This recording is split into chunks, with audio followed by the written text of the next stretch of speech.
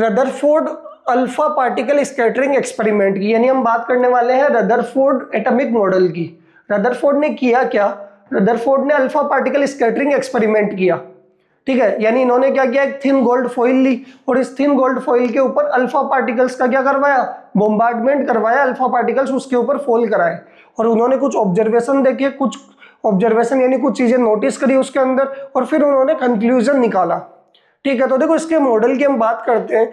Rutherford ने किया क्या, देखो इस तरीके से यहाँ पे हम क्या ले लेते हैं, गोल्ड फॉइल ले लेते हैं। ये हमारे पास एक थिन गोल्ड फॉइल है, थिन गोल्ड फॉइल, ठीक है। गोल्ड को किससे डिनोट करते हैं, AU से। और एटॉमिक नंबर कितना होता है गोल्ड का, तो यहां से अगर आप देखोगे तो गोल्ड का एटॉमिक नंबर आएगा Z=79, ठीक है। और इसकी जो थिकनेस होती है वो अप्रोक्स 10⁻⁻6 टू 10⁻⁻8 मीटर के आसपास होगी। ये थिकनेस रहने वाली है इस गोल्ड फॉइल की, क्लियर है। यहाँ पे देखो, यहाँ पे हमारे पास क्या होगा, एक सोर्स ऑफ अल्फा पार्टिकल होगा और सोर्स ऑफ अल्फा पार्टिकल यहाँ से देखो, ये अल्फा पार्टिकल्स यहाँ से इमिट हो रहे होंगे, बाहर निकल रहे होंगे और ये अल्फा पार्टिकल का सोर्स कौन सा होता है, बिस्मिथ होता है, BI, source of alpha particle, ठीक है। यहां से देखो अल्फा पार्टिकल्स निकल रहे होंगे, यहां पे हमने लगा दी लेड ब्रिक्स कि ताकि ये जो अल्फा पार्टिकल है वो यहां से इधर उधर ना जाके एक स्ट्रॉन्ग बीम की फॉर्म में जाए और सीधा जाकर कहां पे गिरे, गोल्ड फॉइल के ऊपर जाके ये बॉम्बार्डमेंट हो या गोल्ड फॉइल पे जाके गिरे सीधे। यहां से देखो अल्फा पार्टिकल निकलेंगे सीधे स्ट्रॉन्ग बीम की फॉर्म में, यहां से ये सीधा अल्फा पार्टिकल इसके ऊपर जाके गिरेंगे। अच्छा, एक और चीज ध्यान रखना कि इस क्या चारों तरफ होती है जिंक सल्फाइड की स्क्रीन, ZNS स्क्रीन, इस तरीके से। कौन सी स्क्रीन होती है, ZNS, जिंक सल्फाइड की यहाँ पे क्या होती है, स्क्रीन बनाई हुई होती है चारों तरफ, ताकि उस स्क्रीन पे अल्फा पार्टिकल जैसे जाके गिरेगा तो वहां पे क्या होगा, एकदम से स्पार्क जनरेट होगा, लाइट जनरेट होगी, तो पता लगेगा कि अल्फा पार्टिकल इस पॉइंट पे आके गिरा है, ठीक है। और यहाँ पे लगा हुआ होता है एक मूवेबल डिटेक्टर, क्या लगा हुआ होता है, मूवेबल डिटेक्टर। ये डिटेक्टर क्या करेगा, उस अल्फा पार्टिकल को डिटेक्ट कर लेगा और ये रोटेट हो सकता है इस स्क्रीन के ऊपर चारों तरफ। बताओ क्लियर है, ये इसका क्या होगा, एक्सपेरिमेंटल सेटअप। एक्सपेरिमेंट हुआ क्या, कैसे हुआ कि अल्फा पार्टिकल यहां से सबसे पहले यहां से अल्फा पार्टिकल निकले और जाके इस गोल्ड फॉइल के ऊपर जाके यहाँ पे गिरे। तो इन्होंने क्या देखा कि कुछ अल्फा पार्टिकल तो क्या थे, most of the alpha particle तो सीधे निकल गए, यानी 99% तो क्या हो गए, गोल्ड फॉइल से सीधे निकल गए, बिना किसी डिफ्लेक्शन के, बिना किसी डेविएशन के, ठीक है। कुछ अल्फा पार्टिकल, ठीक है, छोटे से एंगल से, यानी 1 डिग्री के एंगल से, मान लो ये अल्फा पार्टिकल कितने थीटा एंगल से डेविएट हो गया, ठीक है। यहां से अगर आप एक और चीज देखोगे, कुछ एंगल जो कुछ अल्फा पार्टिकल 90 डिग्री से ज्यादा एंगल पे वापस आए, 90 डिग्री का मतलब इस तरफ आने लग गए। और 8000 के अंदर एक अल्फा पार्टिकल जो होगा, 8000 अल्फा पार्टिकल जब इस पे फॉल होंगे, ठीक है, तो एक अल्फा पार्टिकल क्या करेगा, सेंट्रल लाइन के ऊपर अपना पाथ क्या करेगा, रिट्रेस करेगा। सेंट्रल लाइन पे जो भी अल्फा पार्टिकल जा रहा होगा वो क्या कर रहा होगा, अपना पाथ रिट्रेस कर रहा होगा। तो यहां से इन्होंने क्या ऑब्जर्वेशन देखा, ऑब्जर्वेशन क्या होने वाला है कि most of the alpha particle तो सीधे निकल गए बिना किसी डेविएशन के।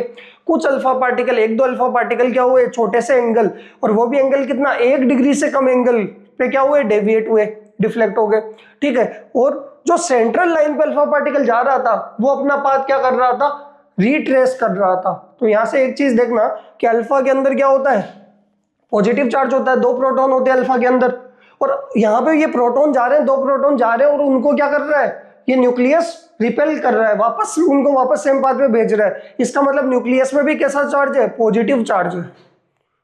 ये किसने बताया, रदरफोर्ड ने।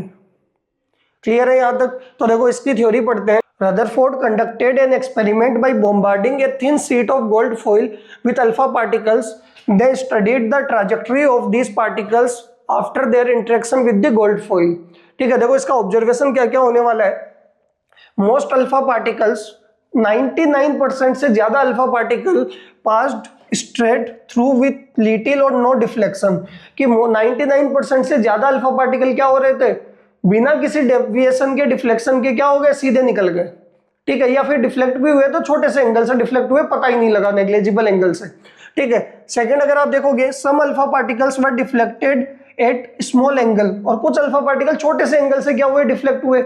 थर्ड पॉइंट हमारे पास है, a very few, about 1 in 8000, कि 8000 में सिर्फ एक alpha particle were deflected at large angle and some even bouncing back 180 degree.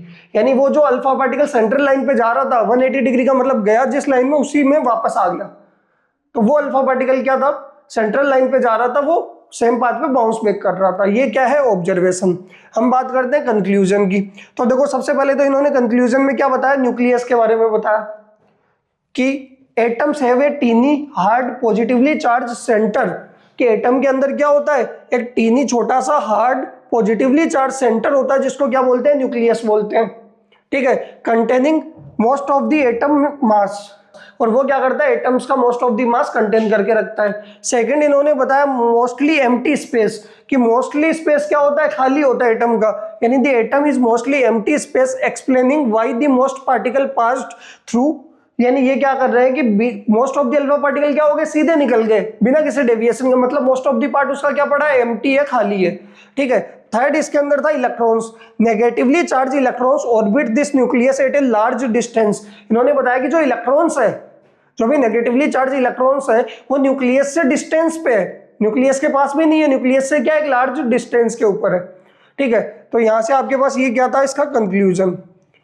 फिर हम बात करते हैं, अगला टॉपिक हमारे पास आता है, लास्ट में हम रदरफोर्ड के ड्रॉबैक्स की भी बात करेंगे, लिमिटेशंस की भी बात करेंगे, और उसी के बाद हम क्या स्टार्ट करेंगे, बोहर एटॉमिक मॉडल की बात करेंगे, बोहर पोस्टुलेट की बात करेंगे। तो हमने देखो यहां तक रदरफोर्ड मॉडल पढ़ा, इसका डायग्राम समझा।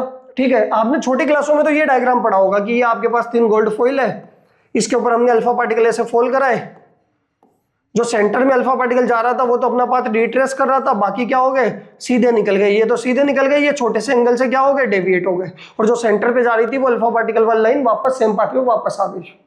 ये तो आपने 8, 9, 10th में पढ़ा होगा, 8, 9th में। बट ये जो आपको बनाना है ये एनसीईआरटी में आपको 12th क्लास में गिवन है। तो सबसे पहले डायग्राम, फिर हमें बात करनी होती है ऑब्जर्वेशन की, फिर हमारे पास आता है कंक्लूजन। ठीक है, फिर हम कुछ चीजें इसके अंदर और भी है, जैसे हमारे पास टॉपिक आएगा वो आएगा डिस्टेंस ऑफ क्लोजेस्ट अप्रोच, सबसे इंपॉर्टेंट टॉपिक है बोर्ड के हिसाब से, distance of closest approach, numerical भी आ सकता है इसका। ठीक है, इसके बाद इंपैक्ट पैरामीटर, इलेक्ट्रॉन ऑर्बिट, फिर हम रदरफोर्ड के ड्रॉबैक्स की लिमिटेशंस की बात करेंगे, तो रदरफोर्ड मॉडल आपका खत्म हो जाएगा। फिर बोर एटॉमिक मॉडल की स्टार्टिंग होने वाली है, वहां से हम पोस्टुलेट की बात करेंगे बोर के। यहां तक कोई दिक्कत?